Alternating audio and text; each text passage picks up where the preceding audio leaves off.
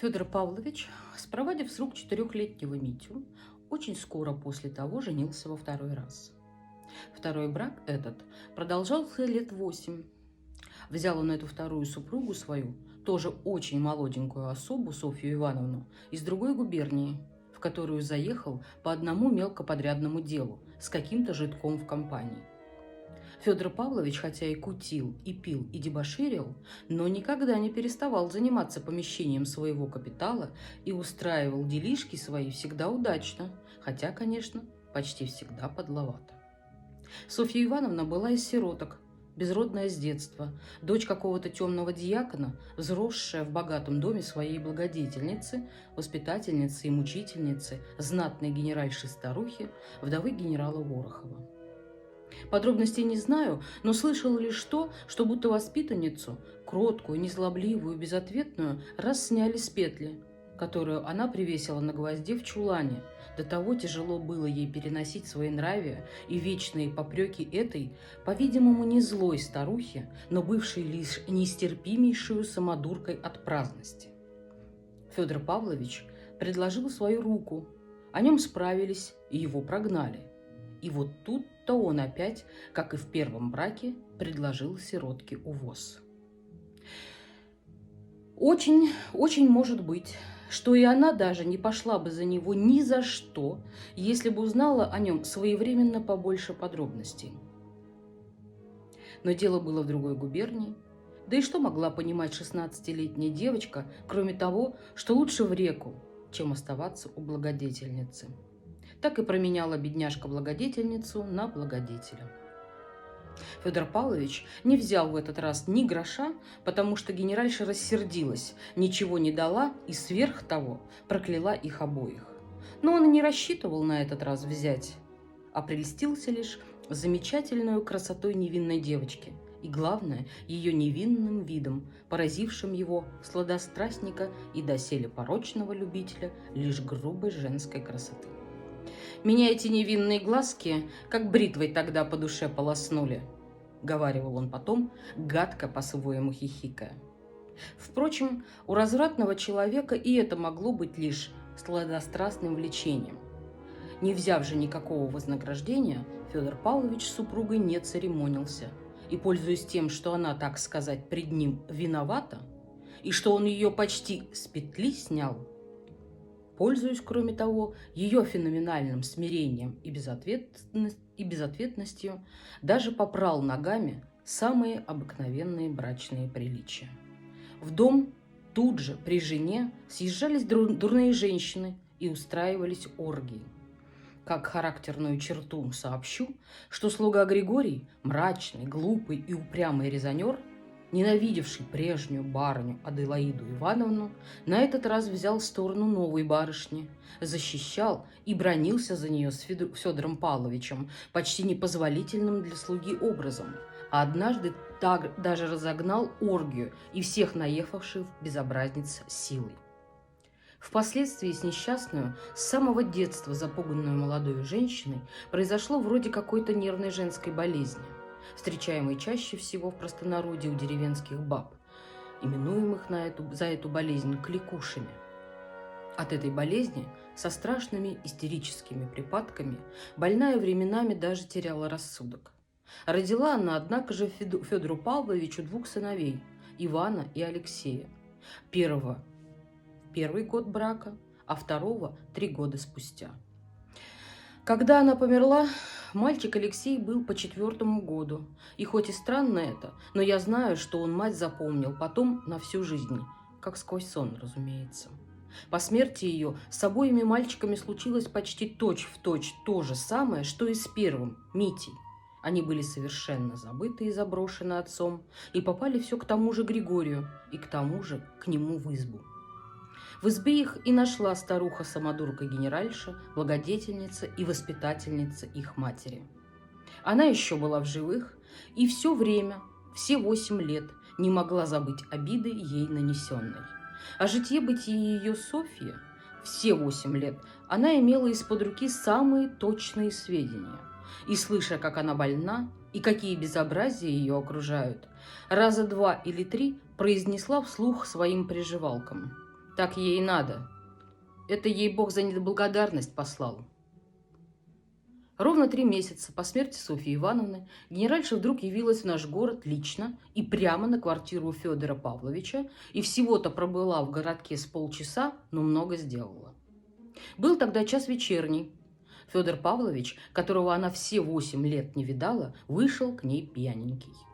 Повествует, что она мигом, безо всяких объяснений, только что увидала его, задала ему 2 знатные звонкие пощечины и 3 раза рванула его за вихор сверху вниз. Затем, не прибавив ни слова, направилась прямо в избу к 2 мальчикам. С первого взгляда заметив, что они не мыты и в грязном белье, она тотчас же дала еще пощечину самому Григорию и объявила ему, что увозит обоих детей к себе, затем вывела их, в чем были, завернула в плед, посадила в карету и увезла в свой город. Григорий снес эту пощечину, как преданный раб, не сгрубил ни слова, и когда провожал старую барыню до кареты, то, поклонившись ей в пояс, внушительно произнес, что ей за сирот Бог заплатит. «А все-таки ты балбес!» — крикнула ему генеральша, отъезжая. Федор Павлович, сообразив все дело, нашел, что оно дело хорошее, и в формальном согласии своем насчет воспитания детей у генеральши не отказал потом ни в одном пункте. О полученных же пощечинах сам ездил рассказывать по всему городу.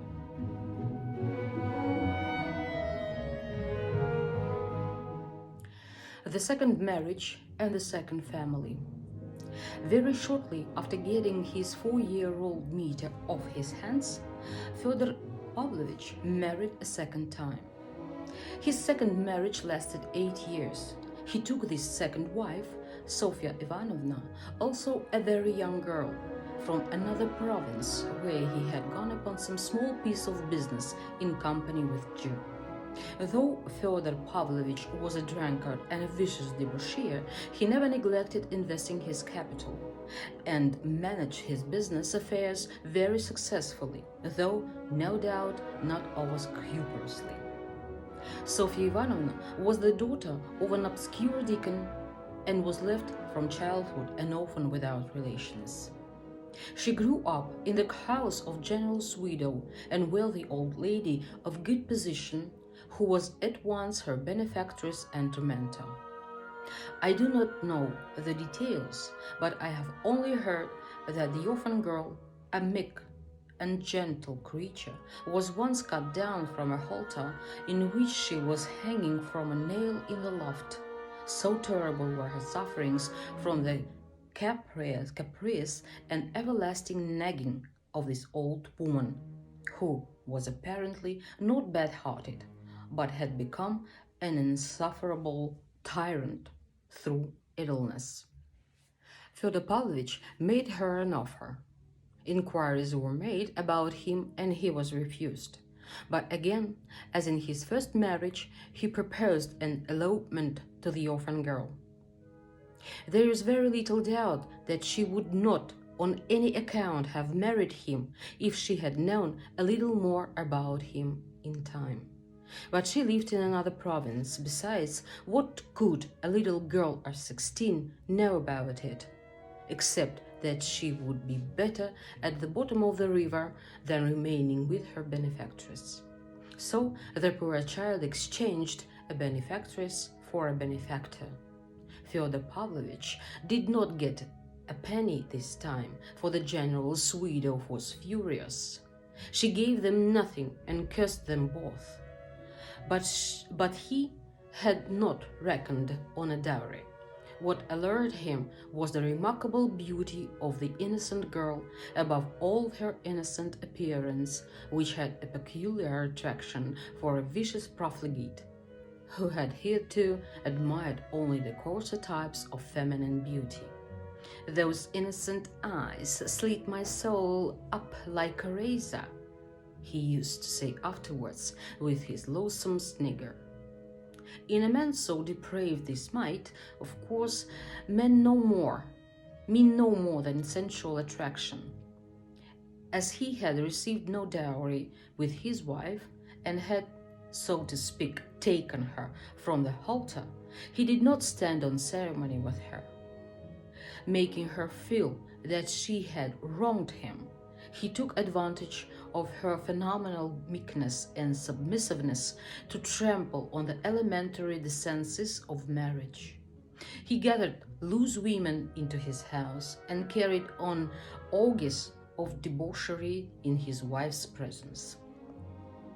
To show what a pass things had come to, I may mention that Grigory, the gloomy, stupid, obstinate, argumentative servant, who had always hated his first mistress, Adelaida Ivanovna, took the side of his new mistress. He championed her cause, abusing Fedor Pavlovich in a manner little befitting a servant, and on one occasion broke up the revels and drove all the disorderly women out of the house. In the end, this unhappy young woman, kept in terror from her childhood, fell into that kind of nervous disease which is most frequently found in peasant women, who are said to be possessed by devils. At times, after terrible fits of hysterics, she even lost her reason. Yet she bore Fedor Pavlovich 2 sons, Ivan and Alexei, the eldest in the first year of marriage and the second 3 years later. When she died, little Alexei was in his 4th year, and strange as it seems, I know that he remembered his mother all his life like a dream, of course. At her death, almost exactly the same thing happened to the 2 little boys as to their elder brother, Mitya. They were completely forgotten and abandoned by their father. They were looked after by the same Grigory and lived in his cottage, where they were found by the tyrannical old lady who had brought up their mother. She was still alive and had not, all those 8 years, forgotten the insult done her.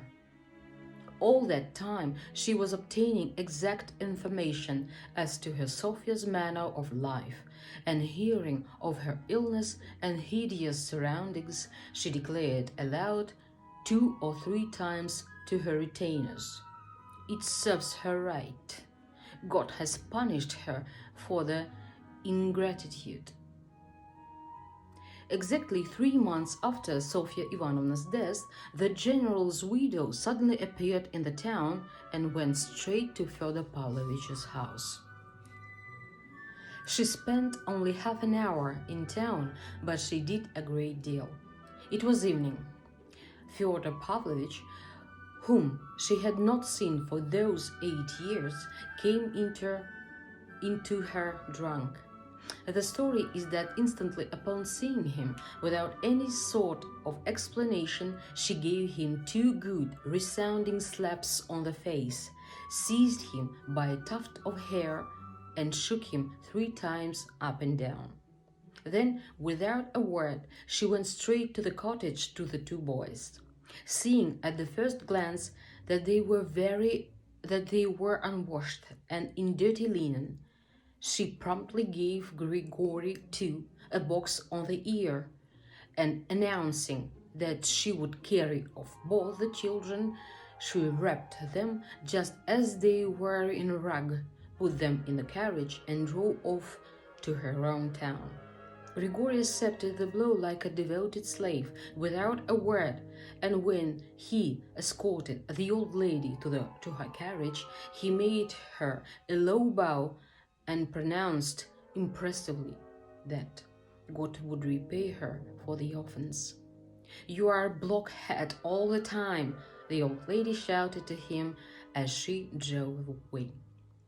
Fyodor Pavlovich, thinking it over, decided that it was a good thing and did not refuse the general's widow his formal consent to any proposition in regard to his children's education. As for the slaps she had given him, he drove all over the town telling the story.